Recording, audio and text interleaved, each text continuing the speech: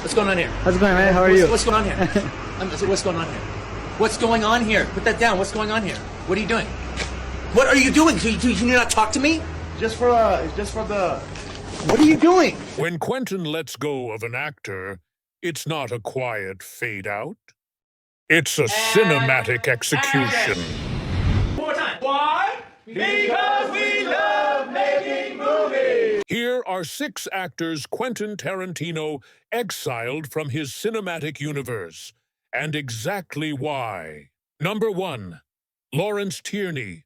Lawrence Tierney was cast as the old-school muscle in Reservoir Dogs, a noir-era icon with a face made for intimidation, perfect for Joe Cabot, until the cameras started rolling.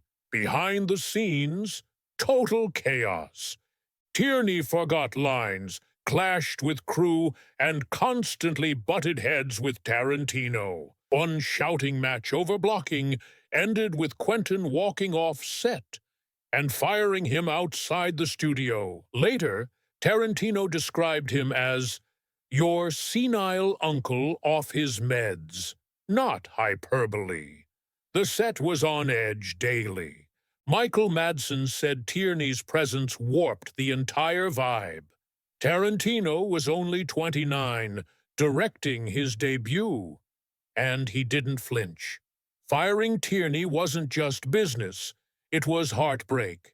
Quentin had written the role for him, but once the trust cracked, the erasure began. No cameos, no callbacks, not even mentions. Tierney became a ghost in Tarantino's legacy, and once Quentin's done with you, there's no encore. Number 2, Bruce Willis. Pulp Fiction redefined indie cinema and gave Bruce Willis the comeback he desperately needed. After flops like Hudson Hawk and Striking Distance, Tarantino handed him gold. But the chemistry was off. Bruce brought sarcasm, swagger. Tarantino demanded precision, obedience. Quentin's scripts are sacred, verbatim. Willis liked to improvise, rewrite, lead. Quentin? Not having it. While Travolta and Jackson became lifelong collaborators, Willis stayed at arm's length. Years later, Quentin praises the Pulp Fiction ensemble, but always dances around Willis's name. It's not beef, it's erasure. Bruce never speaks ill of Quentin, but he also never gushes about the film that revived him. In Tarantino's world, there's no drama when you're cut. Just silence. Number 3, George Clooney. On paper, George Clooney and Tarantino could have been power partners. They teamed up on From Dusk Till Dawn, a cult hit. But when asked years later, Quentin shot the partnership dead. George Clooney's not a movie star. No sarcasm, just ice. Clooney clapped back. He name-dropped Syriana, Michael Clayton, Ocean's 11. Still, the damage was done. To Tarantino, Clooney was Hollywood Polish, not dangerous, not raw, and definitely not built for Tarantino's blood-soaked universe. No cameos, no rewrites, just one film, one flame out, and a permanent goodbye. Number 4, Spike Lee. This wasn't tension. This was war. When Jackie Brown dropped, Spike Lee criticized Tarantino's use of the N-word.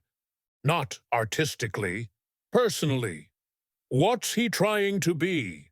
An honorary black man, Lee said. Tarantino fired back. Spike needs to shut the F up. That feud exploded again during Django Unchained. Lee boycotted the film, calling it disrespectful to his ancestors. Tarantino replied, "He's just mad. I'm making the black films he wishes he could make." That wasn't a spat. It was a severed artery. They've never collaborated, never reconciled.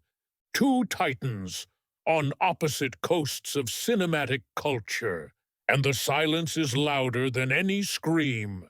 Number 5. Steve Buscemi. As Mr. Pink in Reservoir Dogs, Buscemi became iconic. But after that, crickets.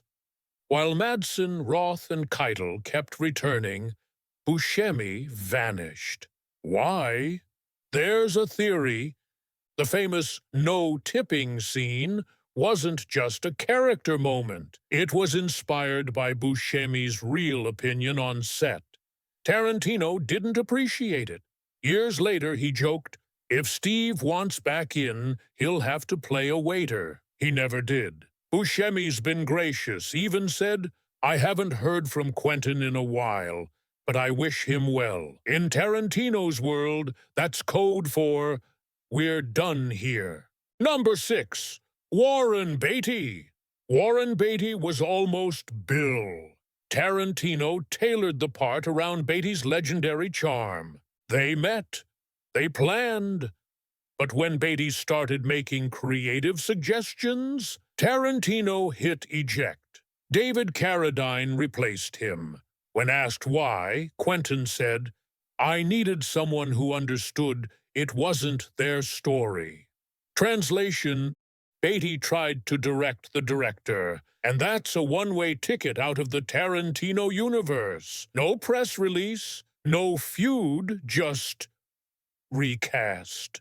In Quentin Tarantino's world, it's not just about talent. It's about alignment, obedience, trust.